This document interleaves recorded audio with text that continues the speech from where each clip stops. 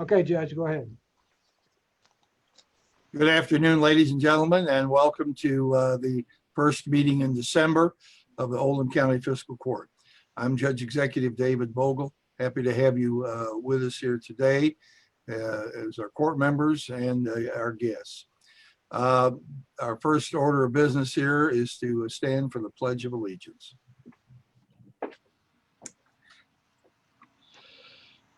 I pledge allegiance To the flag of the United States of America and to the republic for which it stands, one nation, under God, indivisible, with liberty and justice for all.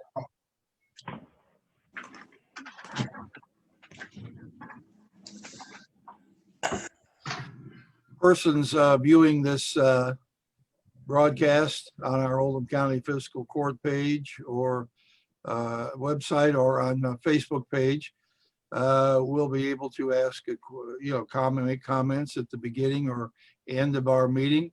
You can contact us through our link that's been posted. You can also send a question through the chat box if you so desire. All right, I'm going to ask our clerk now, Denise Clark, to please call the roll. Magistrate Likens. Here. Magistrate Tice. Here. Magistrate Harrison. He's here. Magistrate Greenwell. Here. Magistrate Hounds. here. Magistrate Hawkins. Here. Magistrate Dye. Here. Magistrate Logston. Here. Judge Vogel. Here. Having all members of the fiscal court present, this meeting is now in session. Is there a motion to accept the agenda? Motion. So moved. Second. Or anything anyone would like added to the agenda? Hearing nothing, I'll say that the agenda will stand as is. All in favor, please say aye. Aye. Motion carries. Now, Denise will read the minutes from our last meeting in September. That was on September 17th. November 17th, 2020, the Oldham County Fiscal Court convened at a regular meeting at 2 p.m. via Zoom and Facebook Live with Judge Executive David Vogel, County Attorney John Carter, and the following magistrates in attendance: Brent Likens, Wayne Tice, Albert Harrison, who joined the meeting at 2:15 p.m., Steve Greenwell, Chris Hound, Stephanie Hawkins, Bob Dye, and Michael Logston. Motion made by Magistrate Dye and seconded by Magistrate Hounds to approve the agenda as submitted. Motion carried unanimously. Motion made by Magistrate Dye and seconded by Magistrate Hounds to approve the meeting minutes from November 3rd, 2020. Motion carried unanimously. Motion made by Magistrate Logston and seconded by Magistrate Hounds to approve the meeting minutes from November 5th, 2020. Motion carried unanimously. There was no public comment. Magistrate Harrison joined the meeting at 2:15 p.m. Motion made by Magistrate Likens and seconded by Magistrate Harrison to award the bid for the digital message centers to Commonwealth Signs for 2 5x10 8mm signs in the amount of $62,788.89 as submitted. The motion failed 4-5. The following magistrates voted yes: Harrison, Likens, Logston, and Judge Vogel. The following magistrates voted no: Dye, Greenwell, Hounds, Hawkins, and Tice. Judge Vogel followed the vote with an announcement that the digital message centers would be purchased under the executive order issued March 27th, 2020, in order to be able to communicate coronavirus information to the public as soon as it is available from the health department.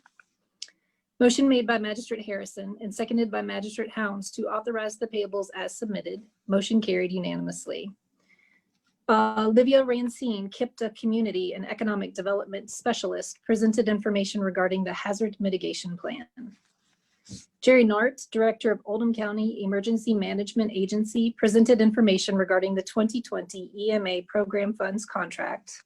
Motion made by Magistrate Harrison and seconded by Magistrate Logston to authorize the Judge Executive to sign the 2020 EMA Program Funds contract and the non-supplanting certification as submitted.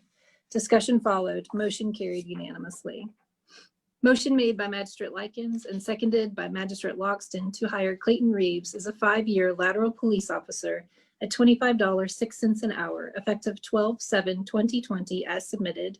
Discussion followed. Motion carried unanimously. Motion made by Judge Executive Vogel and seconded by Magistrate Hounds to reappoint Kevin Nuss to the Ambulance Taxing District Board with a term to expire 11/20/2022 as submitted. Motion carried unanimously. Motion made by Judge Executive Vogel and seconded by Magistrate Hawkins to reappoint Cheryl Sabin to the Oldham County Tourism Commission with a term to expire 11/21/2023 as submitted. Motion carried unanimously. There is no public comment. Motion made by Magistrate Likens and seconded by Magistrate Hawkins to adjourn the meeting. Motion carried unanimously. The meeting adjourned at 4:02 p.m.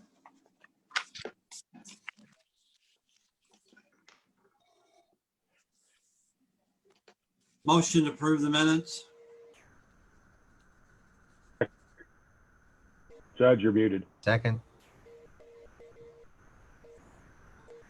Heard the reading of our minutes from November 5th and the 17th. Is there a motion to approve? Motion to approve. Second. Second. Discussion? I All in believe that was favor? just November 17th, correct? Yes, that was the second meeting. And we had the special meeting. All in favor, please say aye. Aye. Aye. Anyone opposed? Motion carries. I did want to mention that we heard EMS mentioned there, and Kevin might have to help me. Is it Brian Smith? Who did they just promote there? Keith Smith. Keith Smith. That's what I was. The person who's been managing the Oldham County EMS for Baptist Healthcare has been Keith Smith. He has been with EMS since at least 2012, 2011, somewhere in there. Baptist is promoting him to the system-wide director of emergency medical services. The Baptist is, we were really the first agency in this region that struck an agreement with the Baptist Healthcare to provide emergency medical services. As you know, we provide the locations, we provide all the ambulances, we provide all the hard goods. They provide the management, the staffing, and billing services. And we've been partners since 2012, and it's been a very successful partnership. We've had no tax increases in the last 8 years in regard to EMS services.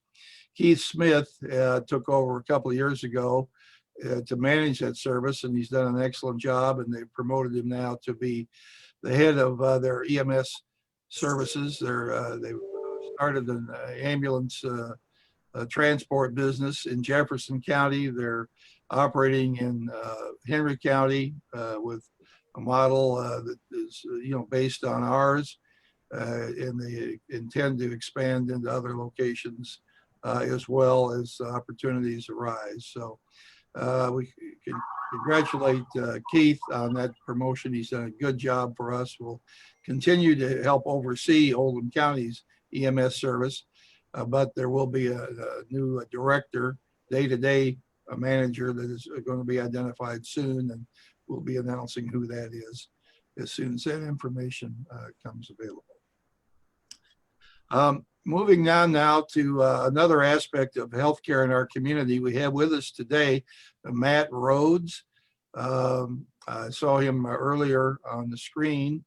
I know he's here somewhere. There he is, okay, on my screen. On yours, Matt is the new director of our Oldham County Health Department. Matt is started with the department November 1st after a successful career in Jefferson County as the assistant director of Jefferson County Health Department. Matt retired in August and came to us November 1st. Matt is an Oldham County resident, lives in the first district off of Mayo Lane, and it comes with the highest of recommendations, and we're very happy to have you here today, Matt, to share a little bit of your background with the court, also to bring us up to date on the status of the county and the state in relation to coronavirus. So welcome, Matt, to our fiscal court meeting. Thank you very much. I hear hear sirens. Yeah, Can that you all wasn't hear me? planned. I don't know where that came from. Am I live? Can you all hear me now? Yeah, that's a fire truck going by up here. Okay. So thank you, Judge, for that very warm welcome. I appreciate it very much. And as you mentioned, I did have a fairly successful career in Jefferson County, have lived in Oldham County since I moved to this area. My wife's family has a farm there on Mayo Lane, and have loved living in Oldham County. I enjoyed the work that I did in Jefferson County, but always had aspirations to get back to Oldham County. I thought once I retired that I would stay retired, but I say, as I said to our Board of Health earlier this month, that it sort of felt like if you grew up in team sports, that I was sitting on the sideline watching my team get beat up as it related to COVID, and felt like I still had more to offer. So I wanted to get back into the game, so to speak, and get back into public health. I truly enjoy public service, and I've said many times that public service, and particularly public health, is a condition of the heart. You do it because you truly want to give back to the community, and you're passionate to do that. So Oldham County is my home now. Even though I was born in Griffin, Georgia, and reared there, I moved to Kentucky to go to school down in at Cumberland College in Whitley County, which is now the University of the Cumberlands. Was able to pursue and obtain my MPH at University of Louisville around 2015. And as Judge mentioned, was able to retire early this year and decided to get back in public health. And I was fortunate enough to be hired and offered the position here as the director of Oldham County, and trying to do everything that I can in service to the community. So Judge asked me to provide an update on COVID.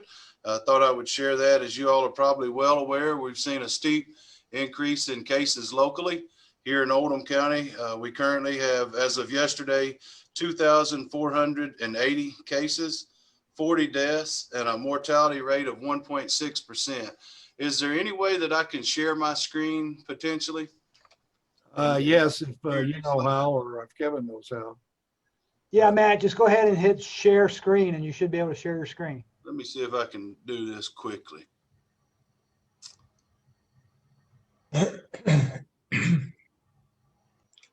Well, that's not going to work.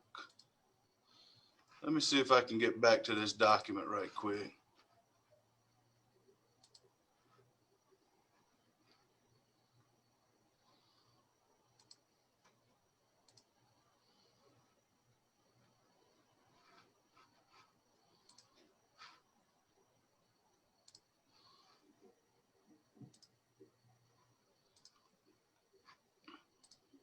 There we go.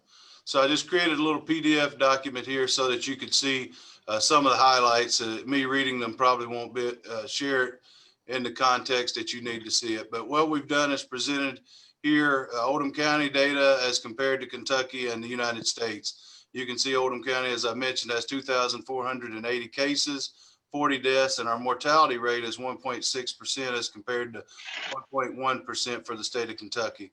And as you all are well aware, we're seeing a high case count in our congregate settings, being both long-term care facilities as well as our confinement facilities. And we've seen a high death count in those two respective areas, as I'll show you as we go through the slide deck here.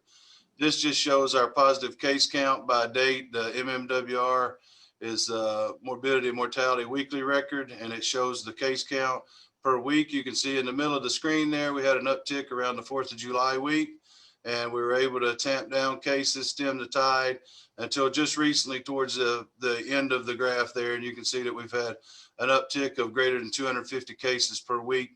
Last week, or 2 weeks ago, the previous week, we were over 200 cases. And then we just have data for 2 days this week, and we've already exceeded the 50 case count. What we're seeing currently is about a 35 to 50 case average per day increase, and it's become very difficult for our public health system to manage. It's actually outpaced or surpassed our public health capacity and created some unique challenges for us. This shows the case count, positive lab reports per the MMWR weeks as well. And you can see it corresponds to the case count. This shows the true case status in Oldham County. We have what's referred to as confirmed and probable. Confirmed or lab confirmed cases. Probable are those cases that have symptoms and an epi link to a confirmed case. So it may be someone that lives with someone that has a lab confirmation of a case and they've started exhibiting symptoms, but they have not been tested, but we count them as a probable case and they are added into the total case count. This is an interesting pie chart that shows how over the last couple of weeks it's changed. 2 weeks ago, there were more females than males that were showing up in our case count. That has switched to present, where you can see a higher rate of male to female on the left there. This shows the case distribution by age. At the outset of the COVID response, we were seeing a much higher case count in the older populations, but you can see now that in some of the younger populations, 1 to 10 and 11 to 20, those case counts are starting to increase as well. This shows the total case count, the breakdown in Oldham County. The male is 57%, female 43%. Average age of our cases, 44.6 years, with the range being 14 days to 99 years. And then we have some race and ethnicity breakdown there as well. This is interesting, the COVID-19 cases in Oldham County. One of our primary or priority populations that we want to try to protect is our healthcare worker population. And as you can see, 99 of the cases have reported being a healthcare worker. 82 of our total case population has been hospitalized, 34 of those being in ICU, and then 1,450 have recovered. The COVID-19 deaths in Oldham County, as you can see, we referenced earlier, we have a high case count in our long-term care associated facilities. And then also in our corrections associated facilities, we have 12 deaths there and 21 in our long-term care. And then our community deaths, we've had 7 deaths. Our mortality rate is 59 per 100,000. And since Oldham County does not have 100,000 population, we've broken it down and it's 5.9 per 10,000 population. And that is the major update. As I said, we're seeing a 35 to 50 case increase per day. We've had individual cases have greater than 30 contacts. So the contact tracing has been a major challenge as the case counts have continued to increase. And we are definitely seeing an increase in our community transmission, which creates a challenge because ultimately it gets back into those institutions that have very vulnerable populations. And with that, I will stop sharing my screen and answer any questions you all may have. Matt, how many contact tracers do we have? We have hired, well, we have several within the department that are doing that are not their full-time jobs. They're assisting because of the increase in case counts, but we hired 10 on state contract, and then we have 4 or 5 others that are doing the testing for us in our drive-through testing. Right. It's kind of a softball question, but people wonder if contact tracing is really effective. What does it generate? Yeah, contact tracing is very effective when you have a small outbreak because you identify those cases and then you try to prevent further transmission or spread. But when you have transmission as great as what we're having now, it's very difficult to be effective in your contact tracing. So what we have to do at this point is identify the cases, reach out to those cases and have them do contact tracing themselves to advise those individuals that have been around them for any period of time, greater than 15 minutes in a 24-hour period at the time that they were infectious, that they need to take proper steps to self-quarantine and or get tested. All right. I'm sure that some of the members of the court will have questions. Magistrate Hawkins. Hi, Matt. Hello. My question is, if you were to hypothetically take out our long-term care as well as our corrections cases, would Oldham County still be in the red zone? That's a good question. I haven't been able to dive that deeply into the data, but I can certainly do that. And I will take that question back and make sure that we follow up accordingly, okay? Thank you, sir. Right. We've always prided ourselves here for being one of the healthiest counties in Kentucky. Now we find that I think this morning we were number 7 on the list from the weekend or from yesterday. What's the cause? I guess we don't know. Is it people not paying attention, or not taking seriously the steps that are requested to try to minimize exposure. I think Magistrate Logston had a question earlier. Did you? Mike's not on, Mike. I was just going to ask how we're going to distribute the virus shot when it comes out. I mean, do you have y'all put a plan together on how you're going to get it out, or who's going to get it first? Or, we brought up in a road committee, they're talking about doctors and first line defense, but we brought up in the road committee that, if we had a 10-inch snow and our road department came down, 4 or 5 people, 2 to 3 people came down, but we wouldn't be able to clean the road. So how are you going to prioritize who's going to get the shot and who's not? Because if we did have a snowfall 10 inches, I understand the ambulances are 4-wheel drive, but I'm just saying it'd make it very difficult to get people out. So I'm just wondering how y'all are going to prioritize the shots. Yeah, that's a very good question. And in fact, what we're doing is identifying all of those individuals that are essential personnel, essential such as utility workers, road workers. Those people are truly essential. There is a protocol. It's a risk stratification or prioritization that is being put together both on the state level and here locally. First, they're looking at those long-term care facilities, both residents and staffs, to make sure that they are first on the list to get shots. And then it steps down to those first responder communities. I don't know if you've listened to the most recent press conferences from the governor. He did mention yesterday that the prioritization of vaccine that we had received from the federal government indicated that we were going to receive about 38,000 doses as soon as they were made available, hopefully sometime here in the latter part of the month of December. And those will be coming initially to focus on those healthcare worker populations and the long-term care facility residents and staff. So they will be managed through CVS and Walgreens, as I understand it, and they have committed to put a plan together to focus on that population. Then subsequently, any vaccine that comes in, we are working on a plan to identify the people, just like you mentioned, road workers who would be critical to operations and essential to our community. And we'll make sure that they're in a tiered approach to be effective in getting that vaccine disseminated out to those that are most in need throughout the community. All right, good point. I mean, you could sometimes perhaps not immediately think of road workers. Of course, we have firemen, we have policemen. We also have our dispatch, 911 dispatch operation. These are all critical communication and service points in our community that would certainly need to be in the first wave of people who are given the vaccine opportunity. Right. Yes, you're absolutely right. And we will be working locally with emergency management to identify those populations that need to get the vaccine that are critical or essential workforce. Does anyone else have any questions for Mr. Rhodes here?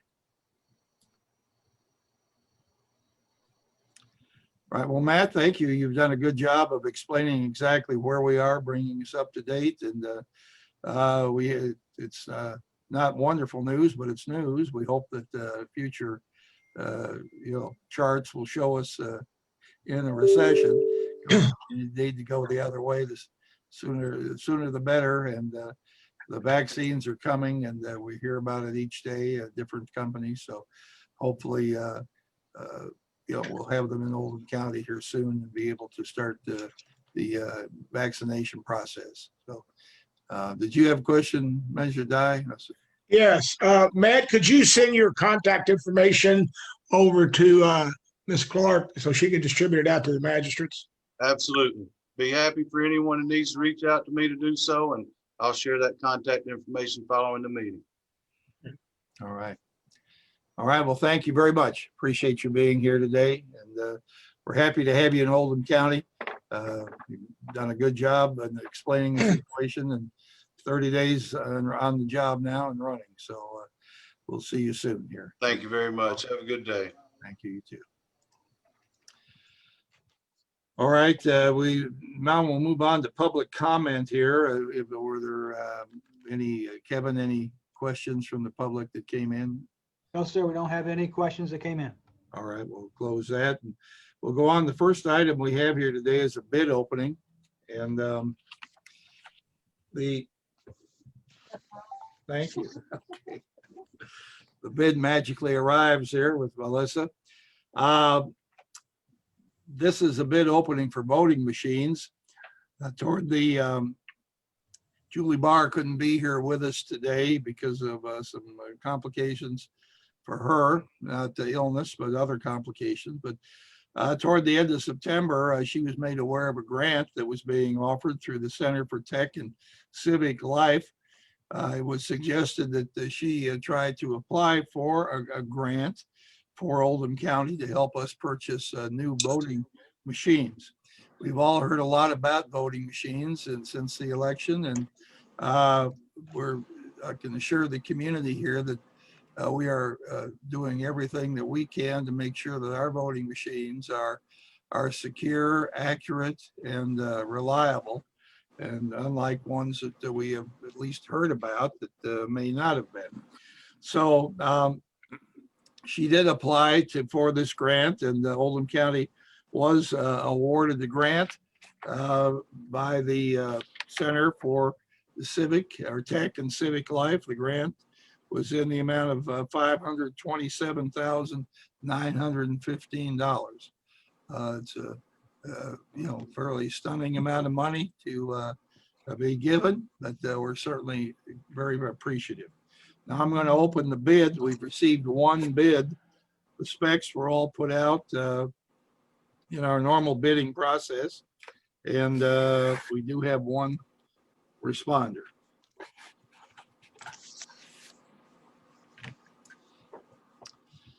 And that responder is Harp Election Services. And we'll see what if I can find. This would be for everything we've asked for here.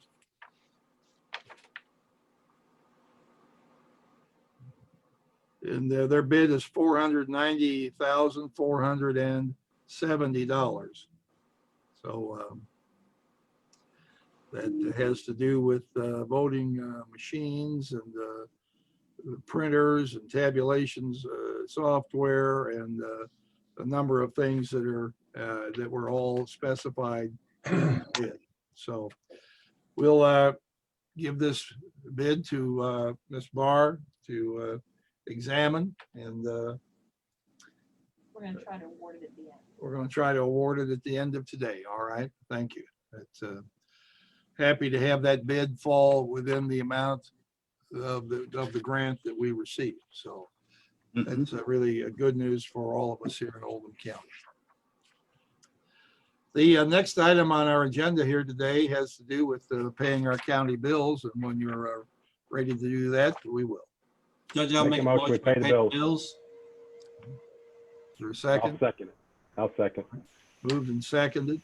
Is there any discussion on any item in the bills today? Seeing none, all in favor, please say aye. Aye. Anyone opposed? Motion carries. Now under committee recommendations and reports, we have a road committee, and this is a erosion control bond release for the rocket storage site on number 3 at 2105 Button Lane. County Engineer Jim Silliman has a recommendation. Yes, sir. I'm going to share my screen that'll have a map of the location for you.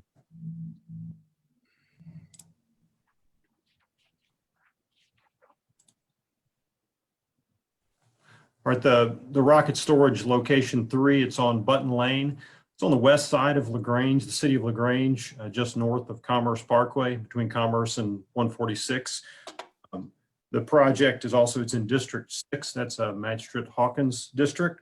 It's met the criteria for the release of the erosion control bond based on our inspections, and the road committee concurred with us earlier today that we'll be recommending this to fiscal court to release the bond, the erosion control bond, the amount of $8,900. And would fiscal court approve that release. All right, Magistrate Greenwell. Judge, we did discuss this in road committee and made a motion to that effect to release the bond. I'll second it. Moved and seconded. Any discussion? All in favor, please say aye. Aye. Anyone opposed? Motion carries. Mr. Silliman has another erosion control release. Go ahead. Yes, just one moment. I'll have another map.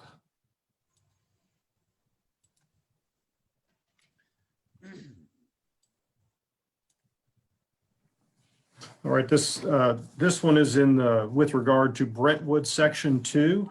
Brentwood Section 2, you can see on the maps located just south of I-71. Not pictured on the map, though, is Kentucky Highway 329 bypass. This is in the city of Crestwood in Magisterial District 7. That's Magistrate Bob Dye's district. This one also has met the criteria for the erosion control bond release based on our inspections, and similar to the previous at road committee this morning, road committee concurred that we could bring this forward to fiscal court. We recommend the erosion control bond in the amount of $10,000 be released. Judge, I'll make that motion to release that bond. Second. Second. Moved and seconded. Discussion. Yes, Judge, I'd like to make a comment if I could. Sure.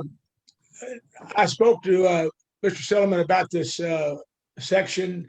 There were some problems with at some point, either the construction or somewhere along the way, it didn't. The neighbors that were there, some of the existing neighbors and some of the new neighbors, were upset. And I just want to commend Mr. Silliman, Vic Peak, and the developers and builders of that particular section.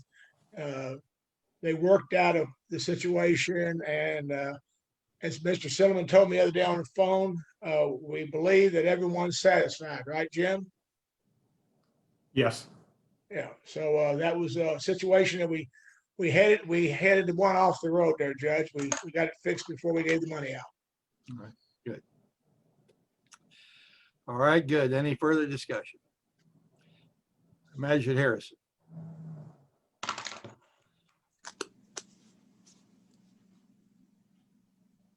Can't, we're having a hard time. Just a second here. Let me do this. 5, 2, 3, 2, 12. I'm going to call you and see if we can get you on speakerphone through my office here so you can be heard. I don't know what's wrong.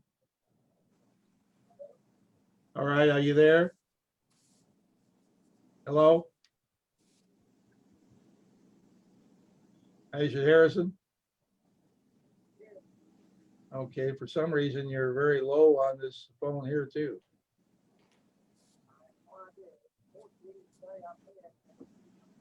Okay, hang up. I'm gonna call you on my cell phone. Okay, we'll try that one. See if that, all right, this is, Hey, Judge, if he's using his cell phone for the Zoom, we don't have a picture anymore.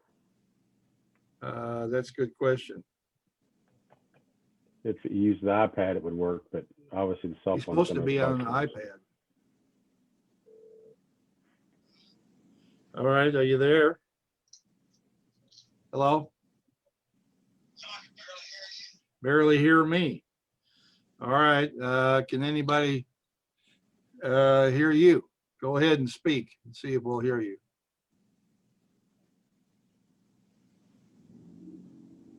Can you speak? All right, I have no idea where you're very low on this too for some reason. Normally this comes in pretty loud. I've got you up all the way here.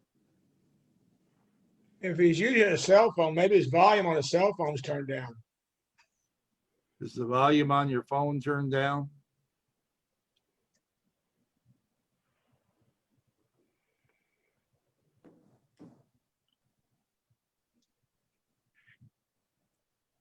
Okay, well, It was an iPhone. It's on the left side, top button is push in. I know I tried there. That didn't work. So hope you'll come back on. Is this picture going?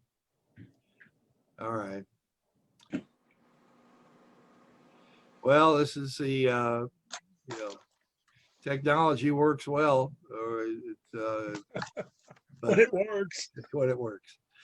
It seems to be working well. I don't know why he's having the issue there. Sorry about it.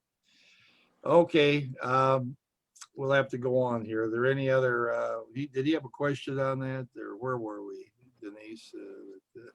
Right, you have a first and a second on the floor. There's a motion on the First and floor. second, he had a question on that, so. Are there any further questions on that? All right, hearing none, all in favor, please say aye. Aye. Anyone opposed? Motion carries. Now we. Thank you all. Pardon? Just said thank you.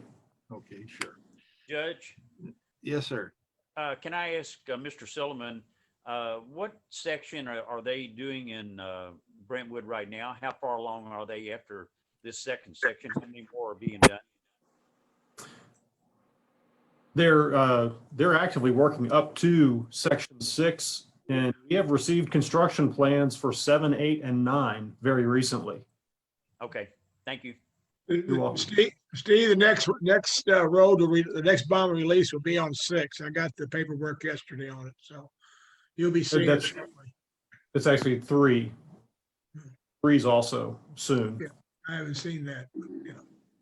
Hey, Magistrate Harrison's back with us. You want to try again, see if we can hear you?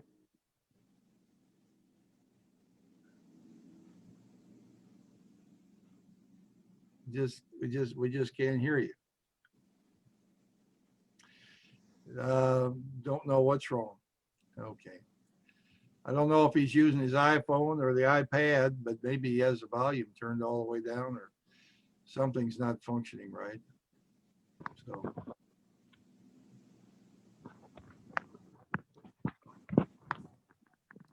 Nope, volume's all the way up. I heard you a little bit that time.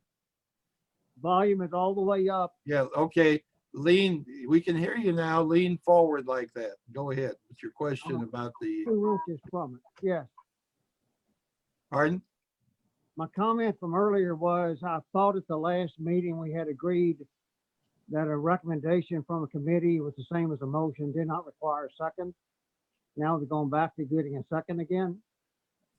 Can we just stay on the modern track for Robert's rules? Well, that's what I tried to do 2 meetings back, and then there were some people that questioned why we were doing that. The point of the Roberts rules that the Magistrate Harrison brought up was that when a committee makes a recommendation to do something, in a 3-person committee, there are already 2 votes in favor of it. So it's not, when a committee recommends doing something, it's not necessary to get a second at our fiscal court meeting. So I tried to go to that. Some people wanted to go back to our other way of doing things. I'm open to what the majority would like to do. Are you willing to go forward with when we have a recommendation from a committee and then not have a second at that point? Mr. Greenwell. Thank you, Judge. I believe when the general public tries to look at minutes from the meeting, that they are looking for who made the motion and possibly who made the second. I'd like to see it stay the same where we have a second to the motion. Okay. Magistrate Towns. I'm in agreement with Magistrate Greenwell. Magistrate Hawkins. I'm in agreement with Magistrate Greenwell as well. Okay. Magistrate Dye. Same. Just leave it the way it was. I think Magistrate Greenwell has a valid point. It can be confusing. Okay. Anyone else? Magistrate Logston. You're muted. Can't hear you. I agree with Steve and I agree with Albert. They're both correct. I mean, Robert's Rule of Orders does say that, but I agree with Steve also because we're here in front of the public and they want to know what's going on. So whichever way the court decides to go, that's where I'll go. All right. I think the consensus here is that we'll stay with the way we have traditionally done it and go forward that way. All right, the next item here has to do with a supplemental agreement for the Buckner Connector. Is Jim Urban is here. Go ahead, Jim. Yes, sir. Thank you, Judge. Good afternoon, Judge, magistrates. Included in your packet is supplemental agreement number 4 for the Buckner Connector project between Oldham County Fiscal Court and the Kentucky Transportation Cabinet in the amount of $38,475 in federal funds, and that will require a local match of $9,618.75. And this is for the right-of-way phase of, it's called the Buckner Connector, but it's really the extension of Commerce Parkway from 393 west towards Mattingly Road. Now, we need to make sure that we have all the potential expenditures in the budget and also accounted for in these agreements. We honestly, though, expect that the final pieces of the right-of-way will be donated. And until they're actually donated, we again have to make sure that we have the funds planned. We did anticipate this in the budget, the capital improvements budget that we submitted for this fiscal year. And we are planning on starting the construction in the spring of 2021. So we have the construction dollars in place. So again, this is for, there's a few more pieces of right-of-way that need to be acquired. And so we're asking fiscal court to approve the attached resolution and allow the Judge Vogel to sign the contract and the resolution for this supplemental agreement number 4. I'd like to make that motion. Second. Second. Discussion. All right, hearing none, all in favor, please say aye. Aye. Aye. Anyone opposed? Motion carries. Thank you. Thank you. Now we have our 2021 transportation funding resolution here before you. This is a resolution that the county judges across Kentucky are asking each court to approve. The resolution will go to the legislature. And the legislature, one of the main issues, the legislature is going to be requested to do is increase the gasoline tax. An effort's been made in the last couple of sessions to do that. That effort has failed, but the effort is going to be made again.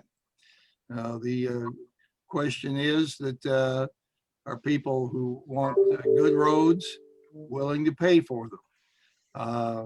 That no one wants any more money coming out of their pocket than they have to. But on the other hand, the state is far short of the money it needs to do the type of a road construction people are asking for in regard to new roads and the maintenance. Our road funding here in Crete has decreased in Oldham County from $1,288,000 down to $1,170,000 this year because of the loss of revenue in the road fund.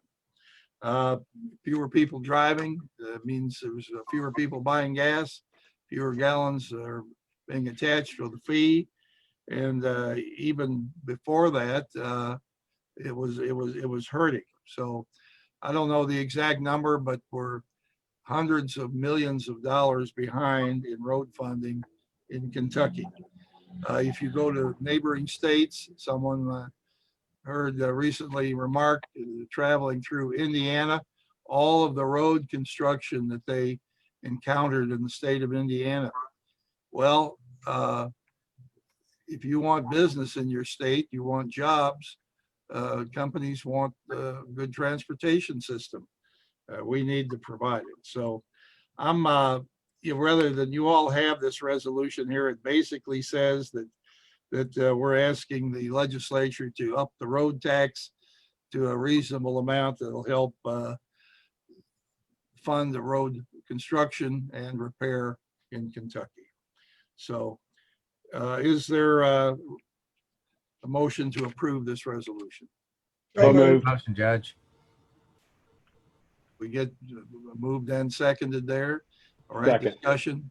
Okay, anybody like to mention Hawkins? This may not be popular, but, and I don't have a better solution, but I'm going to vote against this today. Any particular reason? The reason, just, yeah, there's a lot of reasons, but the main reason is I don't want to see an increase in any kind of tax. I do agree that we do need money toward roads. And I also understand that a lot of transient folks coming through Kentucky also help to contribute to the gas tax. And it seems to work well for Tennessee with their increased gas tax. I'm just not ready to impose a gas tax on Kentuckians, especially right now in a pandemic. I'm not comfortable voting for that. Are you in favor of I-71 being widened? Or Well, would you rather wait? the I-71 thing, for me, there's a loss of trees in the middle, and that has increased road noise for a lot of people. So I think my issue with that is more loss of the peace and quiet with that going on right now. So I'm a little jaded on the I-71 project. Well, we've got 75,000 vehicles a day going through Oldham County. And we've had, I'm not up to date right now on how many accidents we've had this year, but in the last couple of years, we've had about 300 accidents a year out there. That's almost an accident a day. And widening is, you know, we're the last part of the state to get the widening. But if there isn't enough money to widen our road, we're not going to get it. And so I think, I'm not trying to put you on the spot here, but I think if you vote no, you're voting against widening I-71. So that you have to stand up and say that. You know, it's not somebody else going to go without, it's we're going to go without. I have an opinion on the accidents as well. I think a study recently was done that indicated that people go a little bit faster than the speed limit, especially north on 71. And I would be in favor of increasing the speed limit there. I also, on I-71, like they do in other parts of the country, I also am in favor of all kids turning 16 go through a mandatory driver's education in Kentucky. And I'm also in favor for pulling people over that cruise in the passing lane, because I think there's a lot of people that just cruise in the passing lane instead of passing the passing lane. And that increases road rage. It also increases accidents. So those are my opinions on 71 and the accidents that take place on 71. I'm not a professional. I just drive the roads, and that's what I observe. Okay. Measure die. Let's all be very clear here. We're not imposing a tax on anyone today. Right. We're just giving the court, the legislature, a direction of what we feel that they should be doing in Frankfurt. I've been on court long enough, so some of the other people. This has been bouncing around since 2011. They've done some things and they weren't done properly. We all realize that now. But what I'm more concerned with is the amount of tax that's going to be lost in the near term versus the far term through electric vehicles. If you look at the major like UPS, they're going to all electric vehicles within the next 3 to 4 years. I'm sure they're trucks. And I can see us raising the fuel tax, the tax on fossil fuels, and do nothing with the electric vehicles, which do not contribute a dime. We're going to put ourselves in the same box as we've done with the 911 fee by when people losing their landlines, taking their landlines out and not contributing, but just a small, minute amount of money towards 911. I think that we need to be very careful in what we tell these people and say, you've got to cover the whole gamut here, not just fossil fuels. Fossil fuels are going away. And there won't be a way in any of our lifetimes, maybe one or two of you, maybe not. But I just hope that they have enough foresight to look at the big picture, not just say, let's put some money on this and not talk about it again for 20 years. A couple of days ago, I was in the shopping center over at where the I don't know, what's that shopping center on Westport Road and Springhurst. pardon, Springhurst. Springhurst Cub, the And, Cub Bank. I was there and I was surprised to see electric refueling station put up there where you can pull in and plug your car in. I don't know. I assume you have to pay something for it, but Nope, it's free. You back in, plug it in, and you sit in the car till it's charged. Maybe do your cell phone or whatever, and then you drive away. You don't sit. You don't pull it in, and leave it, and come back. Blows me away. Yeah. About We have 11 one in of them. Pee Wee There. Valley. Huh? We have one in Pee Wee Valley now. Yeah. Doesn't Well, cost you a dime. that's all well and good, but you know, that's doesn't pay to keep our roads up. No. Management Hounds. So Judge, my other job is in real estate, and as Michael, Magistrate Luxton and I both travel around Oldham County, Jefferson County, Trimble, Shelby, our metro area. There's a lot of roads that need a lot of help that are state roads. There's a lot of roads that need help that are county roads. And this to me is one of the better taxes, if you can call a tax good, out there, because it's a use tax. Those of us, and I'm going to pick on Magistrate Luxton, and I know because he drives a lot of miles a year, and I drive a lot of miles a year for my job, and there's some other magistrates that do too. So we're going to pay our higher opportunity cost because of more fuel that we're going to burn. And those people that don't travel as much, they're not going to use the roads as much, so therefore their tax is going to be reduced because it's going to be on the per gallon price. I've been on court, I think this is my 5th year, and we've talked about every year that I've been on court. Every conference we go to, we talk about this. And if we don't fix the roads, then we're going to have an economic development issue. We're going to have a reducing in the amount of commerce that's moved. People aren't going to want to relocate to our Commonwealth, the Commonwealth of Kentucky. And it's going to make it harder for us to increase infrastructure. Like you mentioned, Judge, I-71, Louis Dampier ramps, the fixing of roads in my district. I've got a couple of roads that we're looking to get fixed. Ash Avenue, believe it or not, still has some flooding issues. The old Henry bypass, all these things, you know, take millions and millions of dollars. And if we don't increase the revenue in some way, shape, or form, then those projects aren't going to get completed.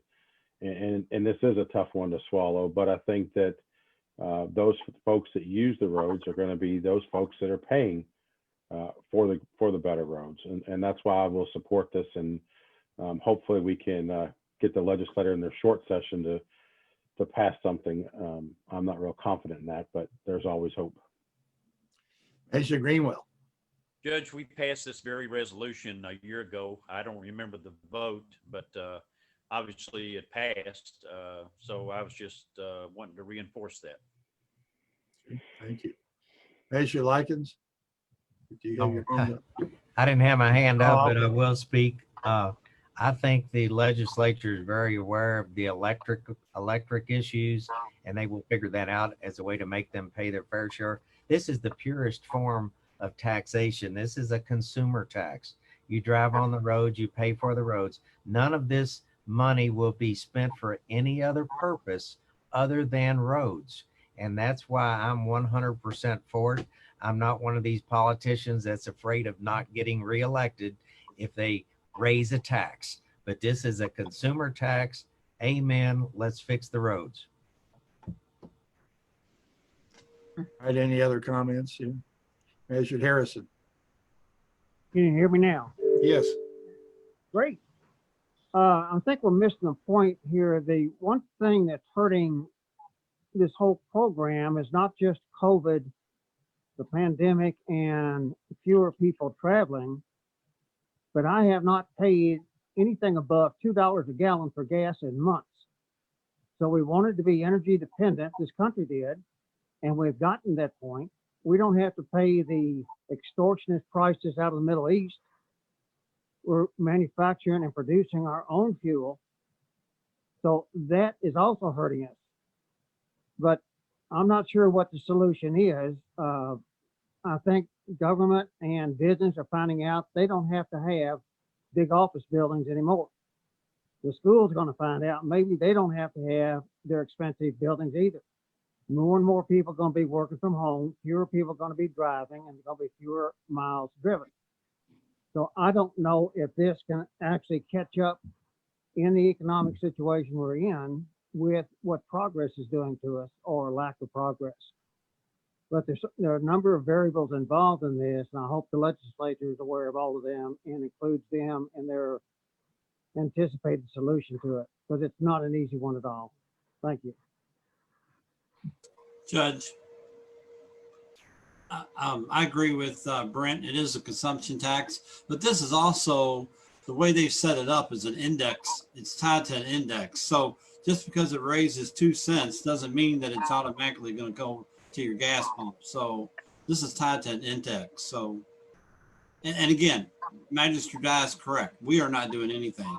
We're just given the go ahead for the legislative that we're backing it. So we are not raising anybody's taxes on this. Any further comments? Magistrate Hawkins. I may have been swayed by Magistrate Hounds, and it's something that I hadn't thought of, so I'm glad you brought it up. And Likens did the same thing about it being a use tax, which I do tend to agree with. If I buy a 54-inch TV and you buy a 54-inch TV, we're both paying the same amount of tax. So I appreciate the dialogue, and I believe I've been swayed. Okay, good. All right, any further comments? Seeing none, all in favor, please say aye. Aye. When opposed, motion carries. Thank you. Next item on the agenda, and we'll forward this to the Kentucky County Judges Association to go with the other counties. The next item is a lease agreement, item E here, for the building that we have on North Camden Lane. This is a lease agreement with the American Legion Post. You post 39. You've had a chance to look through it. We've inherited that property from the Lions Club that went out of business and donated the property to the county. We haven't had a specific use for it. The American Legion would like to be able to move their post there and develop it into a really nice facility. So. Judge, I'd like to make the motion that we accept the lease agreement with the American Legion Post for the property aforementioned. Second. Seconded, all right. Any discussion on this? Magistrate Harrison. Yes, sir. I don't have a problem with doing this at all. I do have an issue with the fact that publicly the American Legion seems to have disappeared from Oldham County. We used to have a representative from Post 39 who would come to the court and announce upcoming activities for Memorial Day, do the same thing for Veterans Day. I can't recall seeing anybody from the American Legion even post an announcement someplace. So I don't really know what's happened to a program that I always understood was a joint program between county government and the American. I think according to the article in the paper, they had an event at the Memorial Park in Crestwood, attended by some 20 people this year. I knew nothing about it. I saw nothing about it beforehand. I read nothing about it. People called me and I said, as far as I know, there's no event. So hopefully this gesture on our part by approving this might motivate the American Legion to have a more active role in the community and keep the court informed as to what their activities are. Thank you. All right, thank you. Magistrate Hawkins. I agree with this lease, and I think it's a very good use for this property in this building. So I'm very much so in favor of this. Okay, anyone else? Magistrate Greenwell. Judge, I didn't read the whole lease, but will we continue to take care of the grounds and they'll just take care of the building? No, they'll be responsible for the grounds as well. Okay. So we're going to maintain insurance on the building just to protect our interests there. Right. All right, seeing no further questions, all in favor, please say aye. Aye. Anyone opposed? Motion carries. The next item here is a item F, and that is the first addendum to the Memorandum of Understanding with the Administrative Office of the Courts. And what this is that we spoke earlier that the fact that there's been a lot of discussion in the community about the new courthouse and whether or not the oldest section of the existing courthouse should be maintained or not maintained. We've all been through that over most of this year. The decision was made to maintain the oldest section of the courthouse. In order to do that, the section has to be moved somewhat forward into the center of the lot in order to build the new courthouse, additional courthouse facilities behind that building. The Administrative Office of the Courts is asking us to sign this Memorandum of Understanding and Agreement for $2,410,000. What this boils down to is that we have to employ the contractor through Weir Construction, who is the construction manager for the courthouse project. They will arrange to have this building picked up and moved and put on a new foundation in the proper place. They've estimated the price to be $2.4 million. If it doesn't come that high, we won't pay that high. But that's what they estimated the cost would be. And so our contract, we have to basically enter into an agreement with Weir for them to do that for us and us pay them directly to handle this aspect of the project. Then we will be issuing through our Oldham County Public Facilities Corporation bonds to pay for construction of the rest of the new courthouse. We've been allocated at this point $1.6 million a year from the legislature as an agreed rent payment to for the next 20 years each year. That 1.6 million will allow us to borrow the amount of money needed to construct the new part of the courthouse. It's currently projected that the current interest rates, we think we can borrow around $26 million to have a 1.6 million annual amortization payment over 20 years. So if at the time at the finish of we borrow that money, and then there's a possibility in the next legislature that we'll be able to get our rent payment increased. I said possibility because it's not a certainty, but I've talked with our representatives about it, and the fact that the courthouse section that we have been asked to maintain and have agreed by vote here to maintain is the said to be the second oldest standing courthouse in Kentucky. And we, as you know, the Project Development Board voted to take everything down, but the effort was raised through a lot of people, including members of the Court Standards Facilities Committee, to get us to agree to keep the old section of the courthouse. Okay, so we did.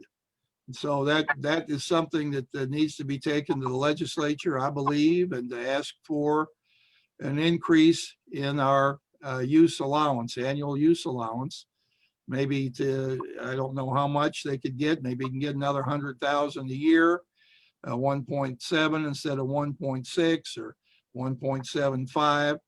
But if we can get more, that'll be helpful.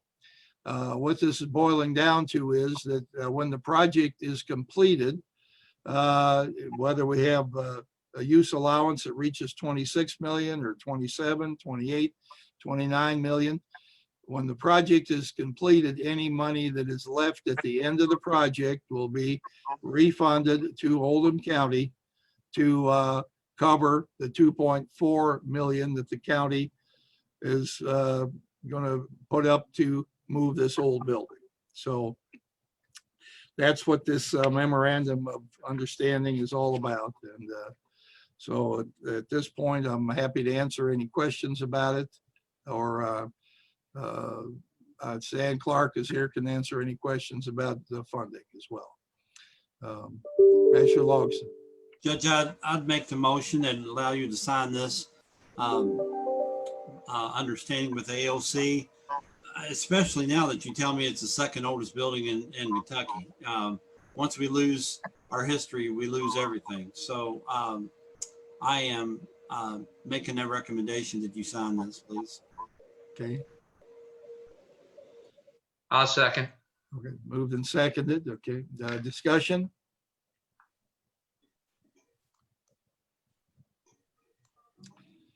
All right, seeing none, all in favor, please say aye. Aye. Aye. Aye. Anyone opposed? Nay. All right, motion carries 8-1. Thank you. Next item is the Oldham Reserve. This is an additional amount to go into escrow here. We early this afternoon received the final amount of money on your paperwork there. You have the figure of $501,086.23. We're asking that be corrected to $501,126.10. And I'm going to ask Mr. Clark here to go ahead and explain how the escrow amount works.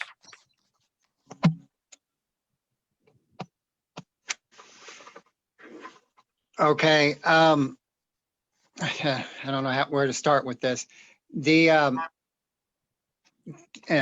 first, I assume y'all can hear me. The escrow amount is part of this deal is if ODA has agreed to do what they call the Ramsey improvements, but it's basically getting utilities and getting the road to the site. That's part of the deal for the site work. And the monies from the sale along with the release price goes towards that fund, but still comes up in total about $1.2 million additional cash needed, which is split between the city and county. And it goes into the escrow fund. Per agreement and stuff, I want to just basically future land sales, this will be paid back over time per agreements, and it will be paid back subject to, it just depends on future land sales if they also have fund site work that's going to be required on top, or if it's, perhaps this work will allow a lot along the same road or whatever to be sowed, and the net funds will be much greater, so that the city and the county will start getting paid back quicker. It looks like another couple transactions like this will be needed without future escrow to get these funds back. And I'll answer. Okay, well, let me, I'll supplement that for anyone who happens to be viewing here today. Oldham LaGrange Development Authority has sold 6+ acres to a group. Their name is Ramsey Corporation. Ramsey is, and it's right out kind of in the middle there, down Eden Parkway and off to the left about where the roundabout is planned. Right now, LaGrange or Louisville Paving is building a new road to connect Eden Parkway with LaGrange Parkway. Basically, in the middle of that section from Rawlings to LaGrange Parkway, there's going to be a new road put in there called Peak Road. There will be a Peak Road East and a Peak Road West. On Peak Road East, Ramsey Corporation has purchased property to construct a long-term care facility for Trilogy nursing care. Trilogy is a multi-step provider of long-term care facilities. In other words, retired people who may be in good health go in there initially. Eventually, as their health maybe deteriorates, they move to more intense sections of the property where more care is afforded them. This money, some of the money coming here is going to be used to extend utilities along Eden Parkway to this new site. The Oldham LaGrange Development Authority is responsible for getting water, gas, electricity, sewage, the public facilities to this new site. Not enough money is coming out of the sale of the property to get the utilities there. So that's why LaGrange and Oldham County are being asked to come up with another $101,000 to go in to the fund that has to pay for extending the utilities. The city and the county will be paid back, as Mr. Clark said, through the sale of future properties. It's going to take several of us to get back our $100,000. But in the meantime, we will have extended these utilities along Eden Parkway and making the properties between where the utilities exist now and where they're going to be when this is completed. Those properties will become more valuable and more attractive to future buyers. So that's we're basically being asked to front this money to help this deal go through. We've waited a long time for another sale to come to the Oldham LaGrange Development Authority. And this is one that is helping crack the ice and move that forward. Just as we hope when we get the off ramps on the interstate, it's going to make the property a lot more accessible. And the extension of Eden Parkway is going to make the property a lot more accessible. So we hope we're on the verge of seeing a good amount of new development come. The Magistrate Dye, who's on the Oldham LaGrange Development Authority, may have an extra comment or two he'd like to add. Yes, thank you, Judge.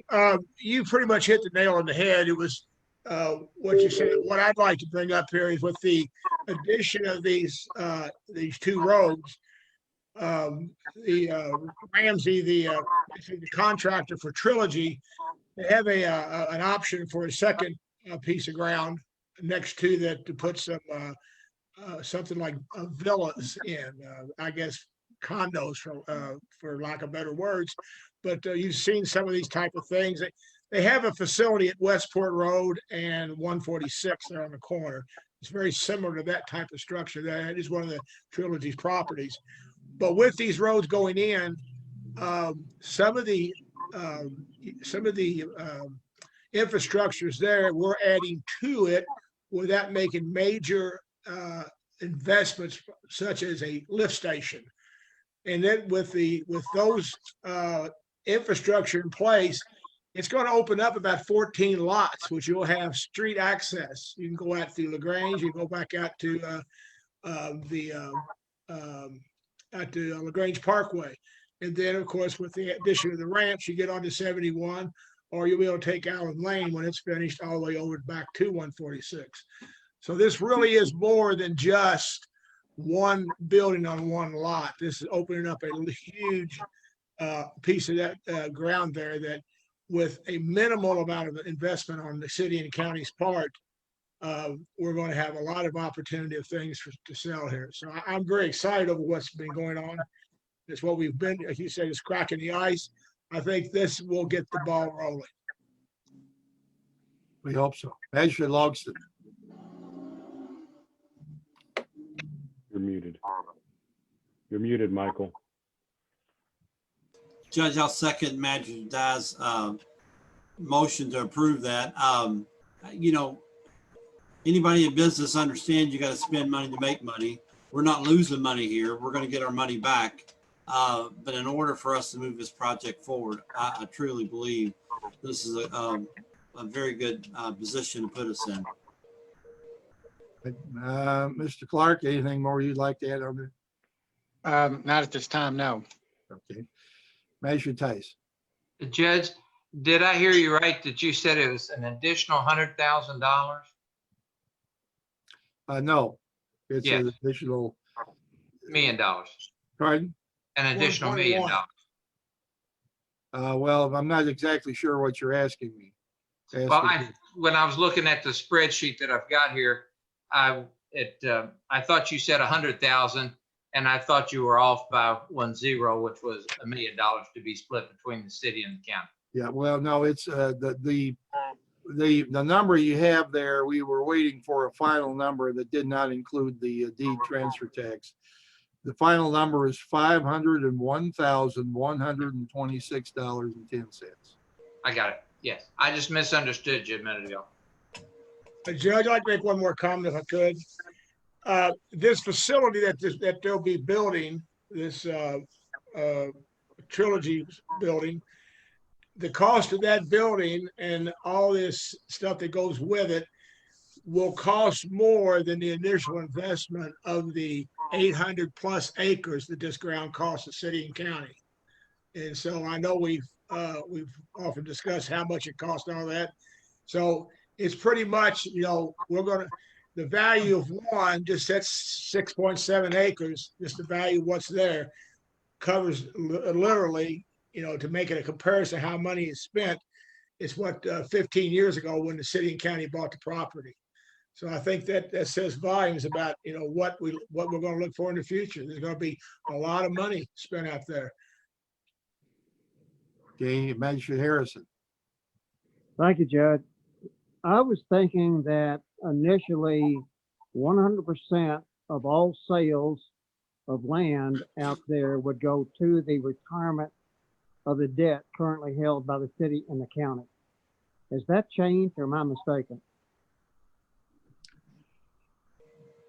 David Bazanis is on here. Let David, can you talk about the waterfall, David? Yes, Judge, can you hear me okay? Yes. Good afternoon, magistrates. Yes, to Magistrate Harrison's point, there is a provision in the Master Development Agreement that does allow for further investment in infrastructure for use of those funds to continue to make it possible to sell property.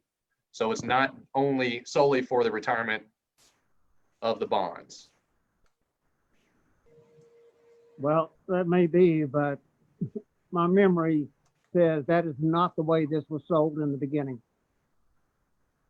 We were told that 100% would go to retirement of the debt. There is a release price, and 100% of the release price does go to satisfy the bonds. So the release price includes all the overhead that had the investment of the city and the county, and then the bond balances are added together between the city and the county, and then divided by an adjusted acreage price to give us a release price to let us know what the city and the county have invested in the property. So all of those funds do go to pay down the bond debt. So at what point do we anticipate any reimbursement for this additional expenditure that we're considering today? It will take a lot of acreage sales over time. However, another important milestone that the partnership that OLDA has with the master developer is related to the clearance of the right-of-way for the on-ramps or for the exit 20. And according to the master development agreement, the partners are going to purchase 10% of the developable acreage. That's approximately 81 acres at the release price, which is I think that was roughly a $3 million investment that they'll be making into the property that will also go towards land sales. That money will come to the city and the county. Correct. Well, the release price does, yes. There's also an infrastructure account that has to be funded to continue to get the infrastructure moving through the park. The significance of Fiscal Court and the city of LaGrange's investment in these 2 additional roads really puts us in business to be able to continue to sell acreage. This project being one of the first projects since the Rawlings Group made their investment in Oldham County, required a lot of additional work, including the 2 roads that are under construction. So this is not simply a development or a building that's going to be built in Oldham Reserve. This is something that, in order to even accommodate it, required 2 roads to be built and utilities to be extended. Let me ask Mr. I'll get right to you in just a second, Brett. One more question for Stan, and I'll call on Brett. Do we have, does the county have any, I don't think we have any debt left from Oldham Reserve, our that purchase, do we? We do have a very small little piece that we didn't pay off because the interest rate we have is so low. But we funded all the debt, and basically our investment on debt is not really going up. We're spending about $6,000 in interest, like in June, on debt. And so it's not, we basically have retired the debt and paid it off. That made sense. Brent Likens. Thank you, Judge. Magistrate Dye mentioned there were 14 lots this is going to open up. What size lots, about how much acreage are we talking about? I can get that. David, do you have a map there that you can look at? I do have one that's fairly handy. Give me 1 second to look at it. I'd have to switch off to something else. Brett, take me too much time. He's probably got it right there. I'm working on it. Oh, here it is. Got it.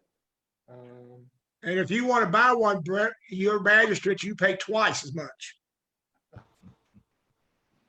10, 20, 30, 40, 55. This looks to be close to about 75 additional acres. I think he wants some lot sizes. Lot sizes, we've got 9.5 acres, 4.5 acres, 5 acres. These are all anywhere between 5 and 10 acre lots that are all now created. Or you can create your own size. Those are just something to look at on the plan. I mean, you can move it around any way you want. That's a really important point, Magistrate. Part of the acreage price, we're talking about $15 million then. 75 times 200,000. What was that again? We would be talking about this other property, $202,000 an acre times 75 acres would be around $15 million. Well, yeah, I'm assuming you get the same price, but we hope to move the price upward as things get better. There's one thing you have to keep in mind, and I do want to address Magistrate Harrison's question for just a second in a moment. This infrastructure we're putting in now, and we're only doing it for this one project, but it's going to be able to bring other projects in, and there'll be no additional infrastructure cost. In other words, it's like you got a vacant lot on the main road, and here you go. So there's not going to be all these additional costs on those 14 lots or 14 or so lots. To go back to Magistrate Harrison's point, Albert, I believe I wasn't here when that was written up or how it was sold to the community. I would have to say you're probably right that that's the way it was written, but I think because of the amended master agreement, some of these things have changed because of 2 things that I'm aware of from being on the board is, number 1, the waterfall has changed the way they work that in. And number 2, the developable, I don't know how many y'all, David, you're going to have to help me on this maybe, but they used to say there was 1,000 acres out there. And how much was there in the very beginning? It was actually approximately 800 and change. Okay, and how much are there developable acres now with including the sale? That would be the developable acreage. That's multiplied by a factor of 15%. My understanding is that 15% accounts for the land that would be taken up to add roads and easements and those types of things, green Yeah. space. So that leaves us a number of 742. So currently the release price is calculated by adding the bond balances together as of January 31st of each year, and then dividing that by the 742 acres. Moving forward, once these roads are constructed, the costs of those road improvements get added into that formula and will increase the amount that is paid back in the release price of future land sales. So, like I said, Albert, I believe you're probably right. That probably was it. We're going to buy the land, sell the land, get all the money back.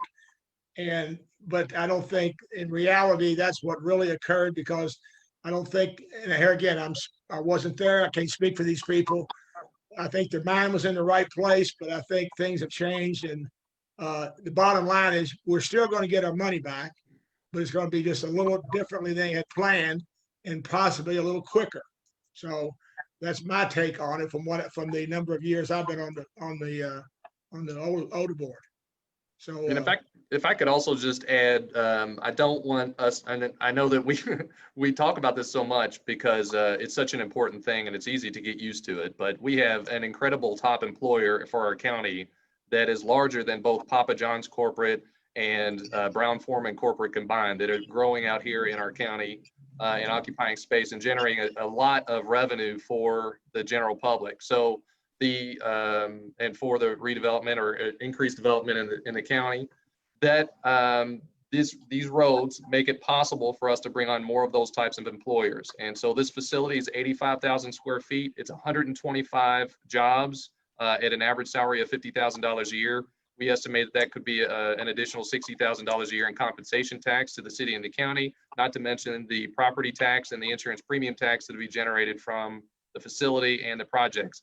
And in addition to what Magistrate Dye said, to remember that there is an option for an additional 3 acres to put the villa project, which means more jobs and nice quality of life. It also will drive traffic through our development, so they can drive by that Class A Rawlings facility and they can see a Class A assisted living facility and see where their building can go as well.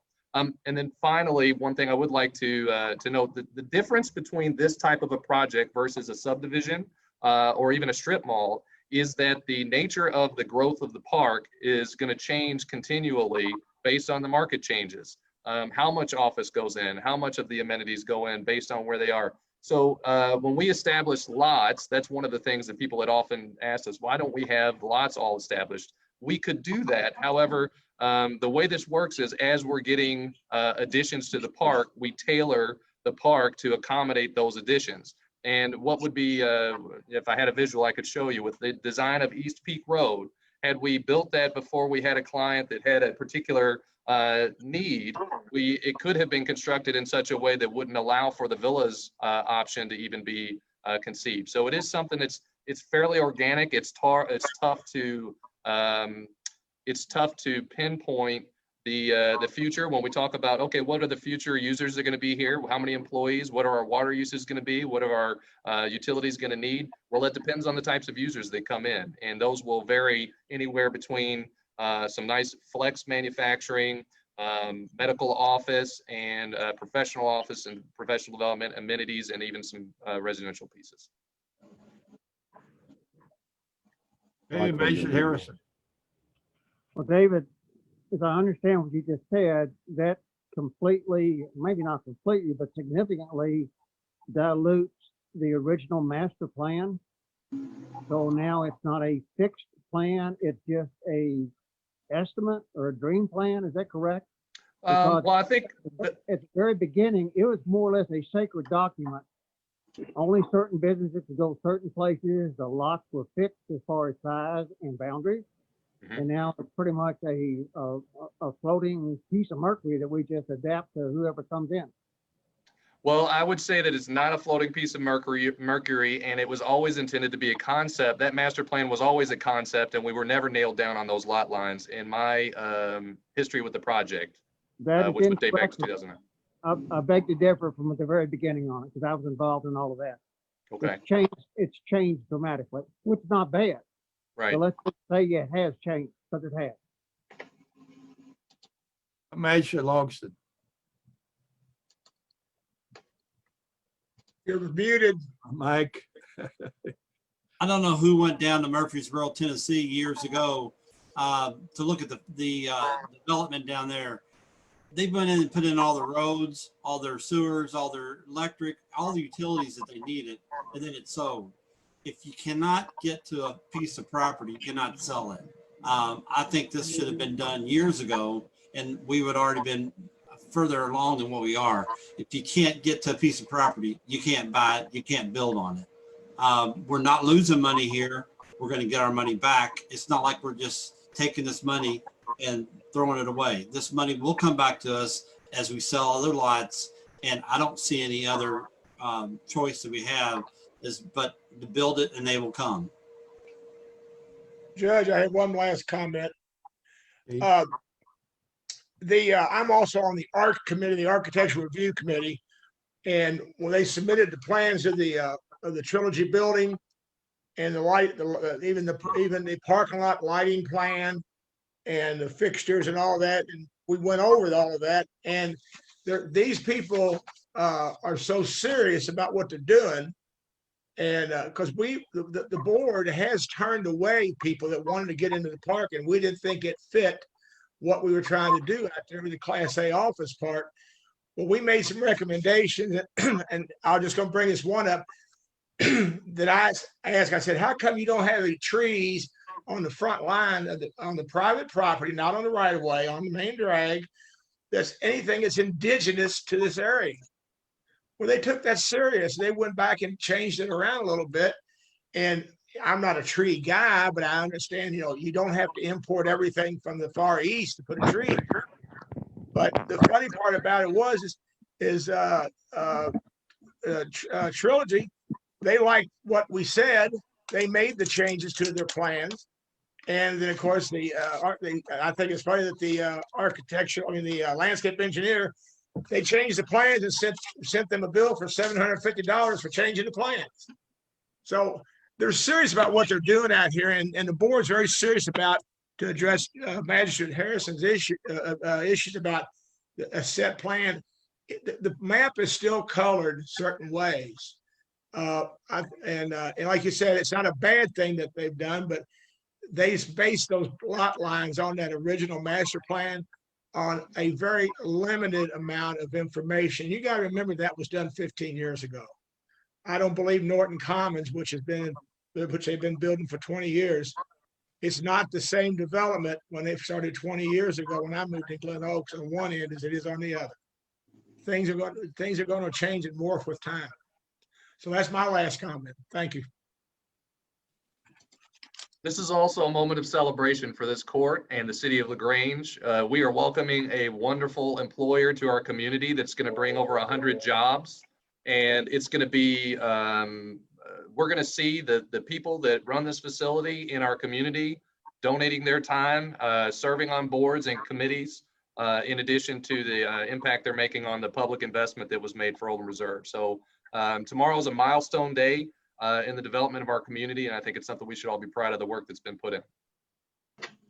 I agree with you, David. Thank you for saying that. I appreciate what you have done, Magistrate Dye and other members of the Oldham Development Authority Board have done to and our development partners to get us to this point. We're looking forward to a new tenant, a new business in the community, and hopefully it will be the first of a number that will come forward. And success builds upon success.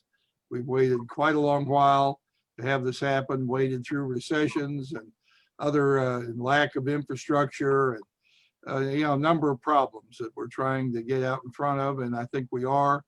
And so you got to fly there in your office. So anyway, congratulations. This is a good day, and we're looking forward to. And besides the fact it's going to provide a good service in the community, where that's extremely important to people in the community who need a place to go when they need to be taken care of, but not in a nursing home, someplace rather than leave the county. I know several people have had to leave the county to go to this type of facility. Didn't want to leave Oldham County, but there wasn't a choice. Now we'll have a choice. Okay. Judge, I think there's a motion and a second on the floor. Right. So seeing no further comments, all in favor, please say aye. Aye. Anyone opposed? Motion carries. Thank you. Now I'd like to ask for the reappointment of 2 people to the Oldham County Extension District Board. Nancy Ann Dahlgren is one, Joyce McKinney is another. I think we can take these both together. These ladies have been on the Extension District Board. They donate a great deal of time, and they add a great deal of leadership to the Extension District. And so I'd like to ask for their reappointment. Motion to approve. Second. Any further discussion? All in favor, please say aye. Aye. Anyone opposed? Motion carries.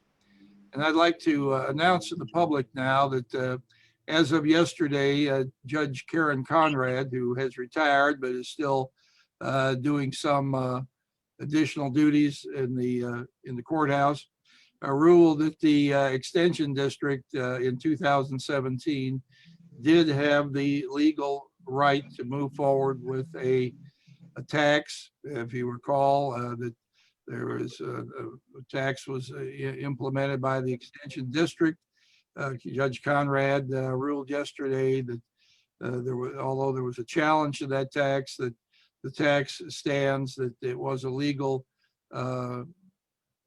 procedure maneuver on their part, and so that case has now been dismissed.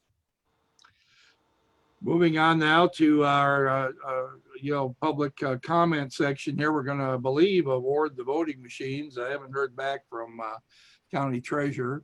There she comes. Okay. Are we ready to award this? Yes, I Okay. communicated with Julie Barr. All right. She agrees that that's correct. All right. Melissa has communicated with Julie Barr, and the clerk's office is satisfied with this bid for election services, equipment, and printers and various other things that all go into the new voting machines. To award this to Harp Enterprises of Lexington in the amount of $490,470. So is there a motion that we accept this bid? So moved. Second. Any discussion on this? I've got questions. Yes. Magistrate Hawkins. I heard Michael Adams, our Secretary of State, speak once, and he said he would like to go to all paper machines to make it easier for a recount, and I think for other reasons. I'm wondering if these machines are all paper machines, and which would be in line with what he would like to see in our state. I can't answer that question. I believe that there are paper ballots, involved here, but I can't say there isn't any electronic. I'm sure that these are your paper ballots scanned into a reader, and the reader has a part that accumulates the ballots, and they can remove that reader and bring it in and read it in the clerk's office without bringing in the entire voting machine. So I believe this does address what you're asking for, but I'm not an expert on it. It's Julie Barr's department, and she's satisfied and happy with what they've offered here, so I'm willing to go forward. I've got another question, Judge. Okay. Do you know if Harp has any affiliation with Dominion that's been in the public lately? I believe they do not. I'm not positive about that, but there have been, in the discussion about voting machines, there have been 3 major companies mentioned. Harp is one, Dominion is another, and I can't think of what the third name is, but I've heard nothing about them being connected. Okay, we got Not on yet.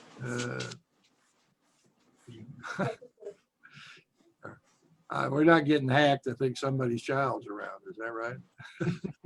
Don't look up here. There ain't none here. All right, so are there any other questions about this?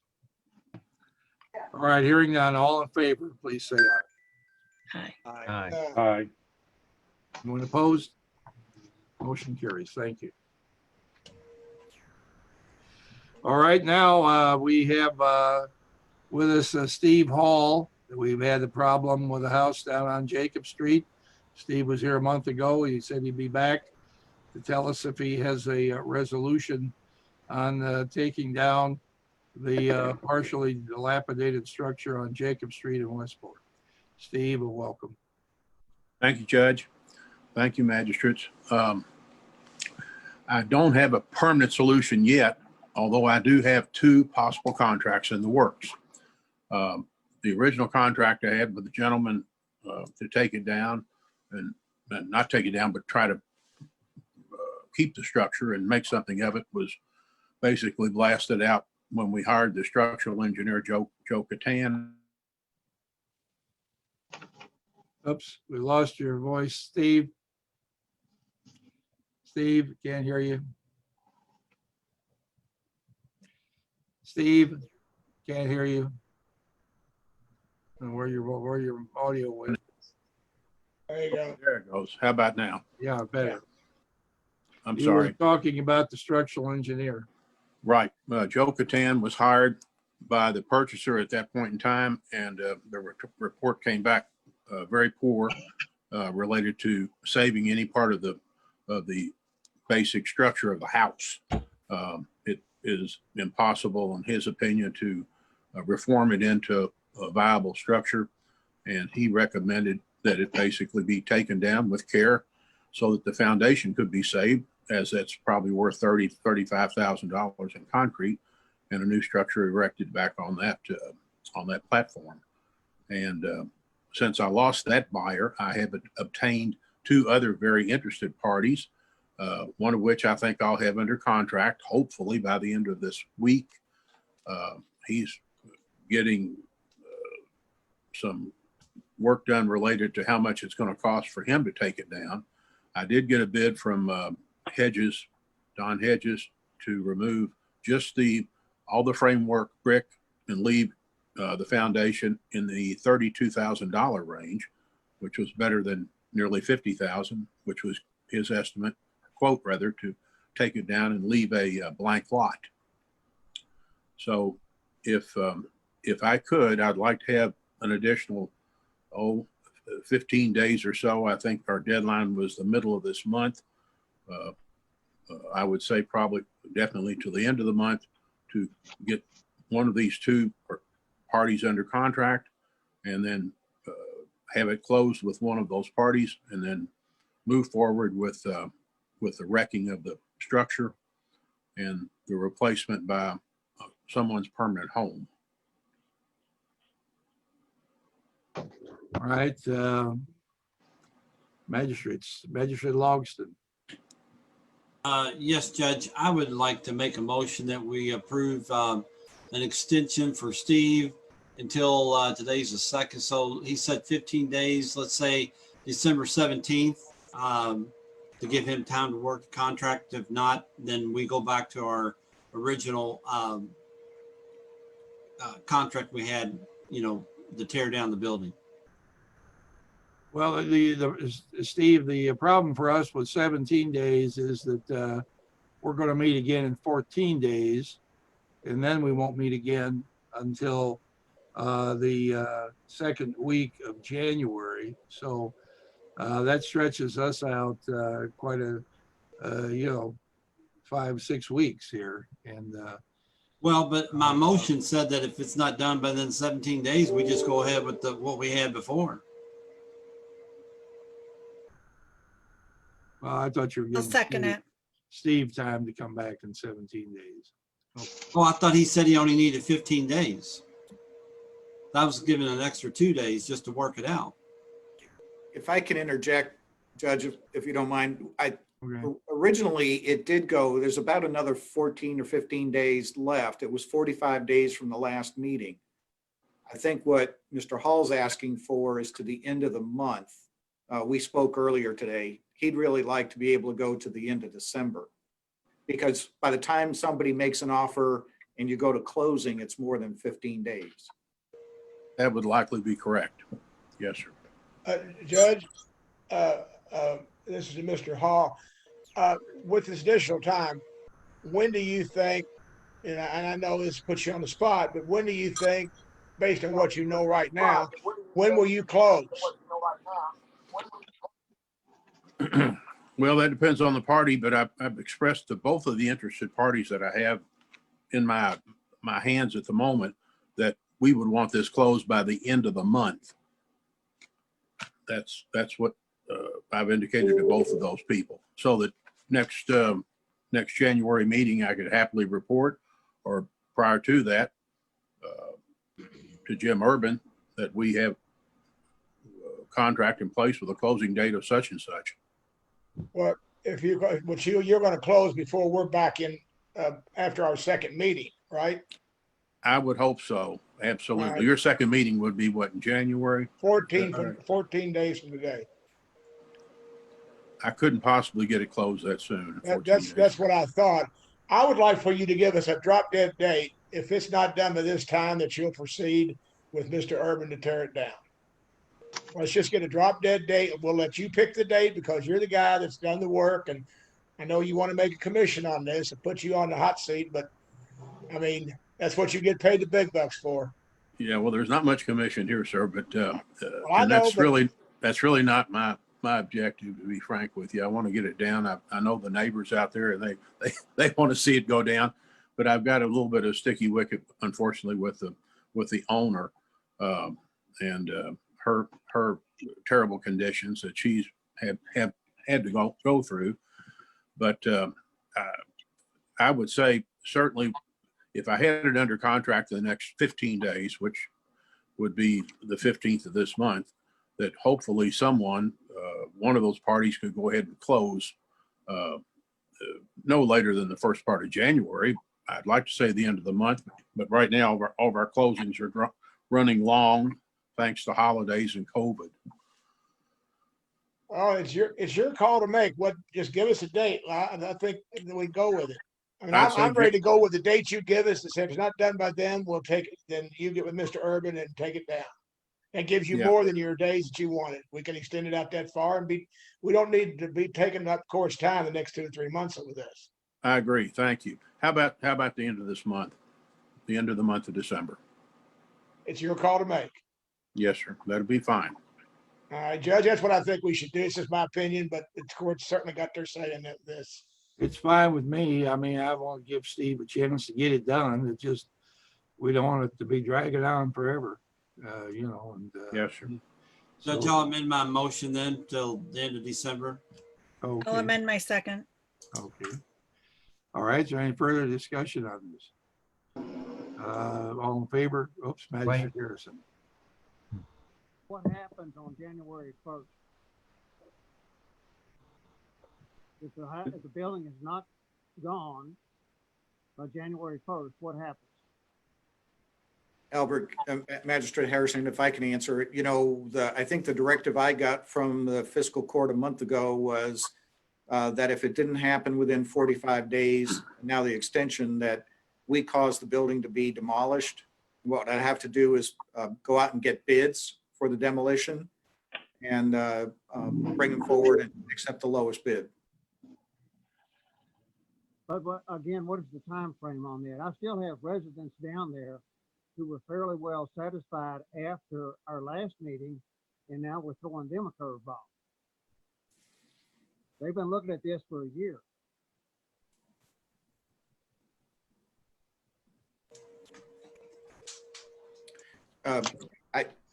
I don't have an answer other than what's being discussed here. You can either accept his proposal to extend it a little bit, or. Well, I mean, Steve, if you get it sold by the end of December, you've been, I guess we're asking you how much longer that thing's gonna be standing up after that. Well, I would say, having discussed this with Jim several times in the last few weeks, if if we don't have it resolved by the end of December, well, then the county is going to do is what Jim has told me, get bids and have it torn down. And then a lien would be filed against the property at that point in time for the fencing and then for the demolition. So if you were, go You ahead. have a contract by the end of each close by December 31st or before.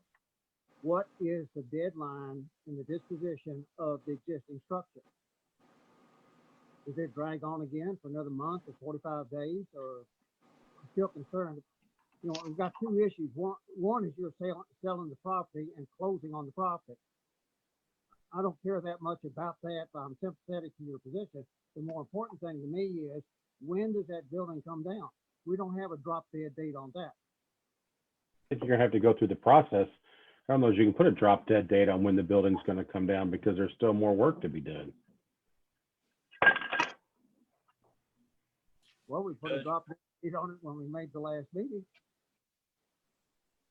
But we don't even have bids. We don't even know what it's gonna cost to take it down, so. I understand. How about if I offer this?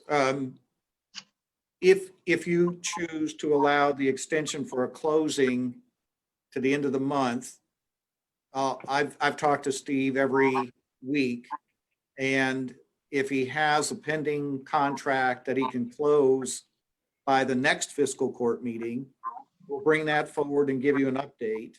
But if he doesn't, then we'll go ahead and start the bidding process to have it demolished sometime early January.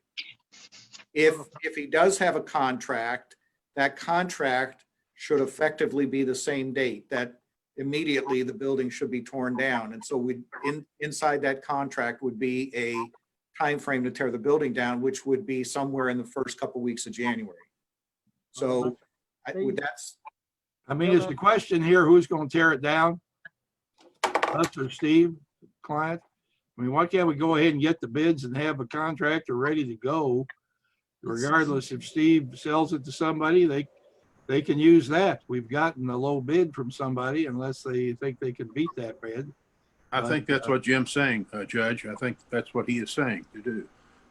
Not to delay this, but to go ahead and get the bids in for contractors, some contractor to perhaps take it down. That way come January 1st or thereabouts at the latest, the wheels are in motion to either have somebody have purchased and closed on that property that'll do the same, or the county takes it down and puts a lien on the property. Measure Greenwell. Judge, I was just going to suggest, let's go ahead and advertise it in the paper to have it torn down. And then if we don't need to do that, let's just cancel that. Right. We don't have to wait. We can be ready to strike. Right. I think the deadline on that, Judge, is the 15th of this month from the original meeting date that I attended. Measure Harrison. Dave, does your contract have provision in there addressing this issue so that the purchasers know that they have X number of days after closing to demolish what's there?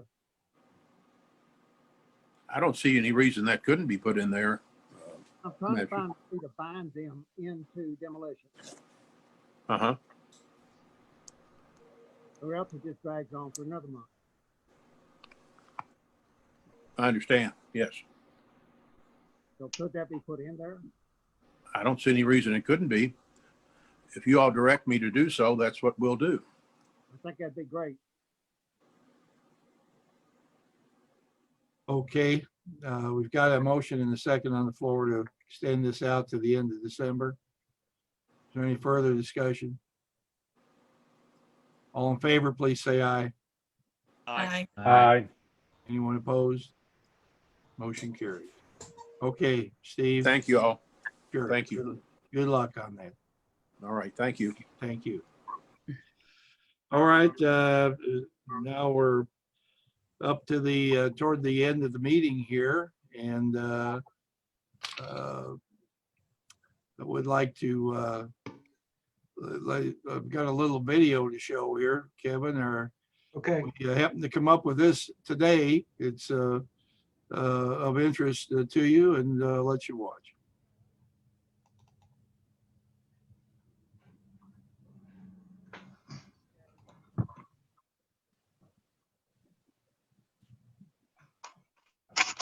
Sound with this.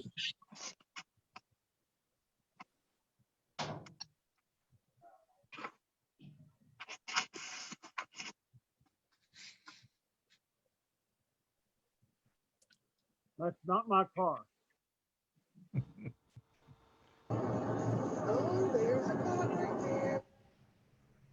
Whoops. Go get it.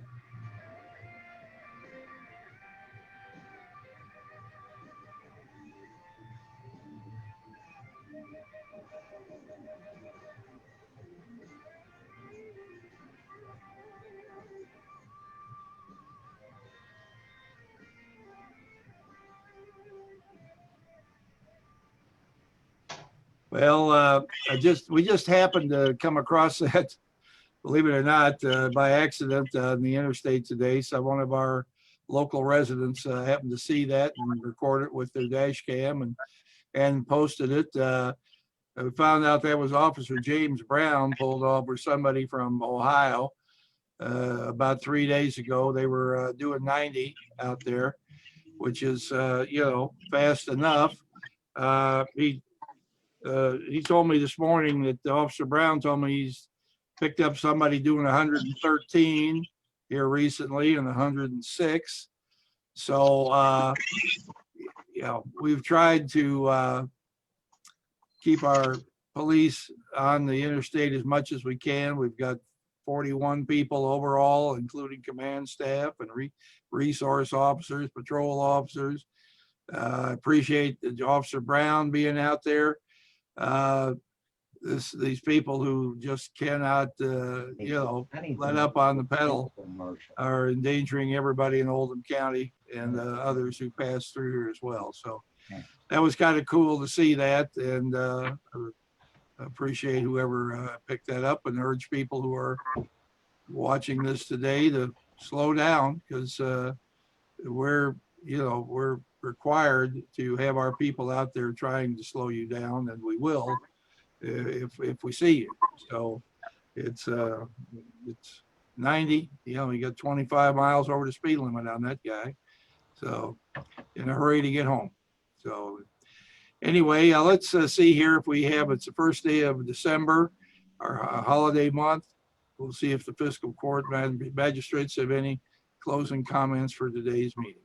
Magistrate Hounds. Nothing today, sir. Thank you. All right. Magistrate Greenwell. Nothing, Judge. All right. Magistrate Hawkins. I do. I have a couple of things. I've got a question for you, Judge. When we do the board appointments, sometimes we don't know who we're replacing, like if they term out or if they're, they don't get reappointed. I thought it would be interesting to see, like today, when we did the extension board appointments, were those two folks replacing anybody? I think those were reappointments, correct? Yes, those are reappointments, right. Okay. But I try to say who's leaving if someone leaves. And I think we brought it up at the last meeting. Magistrate Harrison mentioned, one of my goals has been to appoint as many people across the county as we can and give them an opportunity to participate in our various boards, committees. We've got 25 or 26 different ones with extension and health department, fire departments, library, there's just the soil conservation agencies. We've got a lot of places for people to participate, and we try not to let it be the same people over and over. But it's not easy to actually find someone who wants to dedicate the time. It takes time to be on these boards, to show up at meetings, sometimes more than once a month. They don't get paid for the most part. The Planning Commission related boards do pay, and the Oldham County Water, there's a payment to be on that board. But other than that, it's all free, and we try to get people who have some synergy or relationship to what the area is if it's needed. Now, some boards don't need expertise. They just need common sense with a good person who will do their best. Other boards may have some technical aspect to it that a person can provide some insight that other person who hasn't been trained in that area wouldn't have. So, but for the most part, common sense is the main criteria. And I'm happy to appoint and consider anybody who is interested in serving our community. So we try to let everybody know when the replacement leaves, and sometimes they leave of their own. Most of the time, they leave of their own volition. I've had to push a few people off over the last 10 years for one reason or another, and it's just the way that was. Okay. Regarding the Parks Committee, we have a survey that the committee has recommended going out to the public. I think that'll end up being in January. Let us get past Christmas and New Year's. And until then, folks can take the survey at oldhamparks.com. And please give us your feedback on what you'd like to see with your Oldham County Parks and Recreation Department, and specifically Schombeck Park in Westport. Another thing is Environmental Recycling Utilities Committee met today, and we're going to do our very best as a county to keep the recycling center open, even though the funds were allotted up until December 31st. I know New Year's weekend is one of the busiest weekends at the recycling center. So I think as a county, we're going to do our best to keep that opened longer than that, and to stay open through COVID with temp workers, since we don't have inmate labor currently because of COVID. And then the last thing I wanted to say is I just wanted to give a shout out to our Attorney General, Daniel Cameron. I'm really, really proud of him. I'm proud of his character that he has shown this week and last week. And I'm proud of him for doing his very best to work hard to protect our constitutional rights, specifically the First Amendment. And so I think he's really good for Kentucky, and I'm just really, so that's it. Thank you, Judge. Thank you. Measure Tice. Well, as the pandemic drags on, we need to stay strong. We need to stay focused. I think once we get the vaccination or the vaccines in, where we can give everybody shots, that we'll all get past this. But we've just got to stay strong until we can get to that. So let's be strong through the holidays and have good holidays, and everybody be here afterwards. Thank you. Thank you. Magistrate Likens. Nothing, Judge. Magistrate Logson. Yes, Judge, I just want to say thank God for the vaccines coming out. I know there's a lot of conspiracy people out there. I've been taking a flu shot for 20 years, and the less people take it, the more chance I get to have one. So I'm glad that glad it's coming out. Part of the COVID, it's time to move on. Stephanie, I agree with you. Mr. Cameron's done a great job for Kentucky, and that's all I have to say, Judge. All right, Magistrate Harrison. Nothing else, Judge. Thank you. All right, Magistrate Dye. Nothing today, Judge. All right. Well, all right, Magistrate Greenwell. Thank you, Judge. I'd like a do-over if I could. All that talk about appointments and everything made me remember that I think I'm glad we've got Bob Dye on the Oldham board. That takes a lot of time and a lot of dedication, and I appreciate him being there and keeping us up on things. All right, thank you. Right. Appreciate that, Steve. Appreciate that. All right. All right. Well, that brings us, can't think of anything I want to announce today that hasn't already been said or discussed in one form or another. So I appreciate everybody being here today. Is there a motion to adjourn? So moved. Second. Second. All in favor, please say aye. Aye. We're adjourned. Thank you.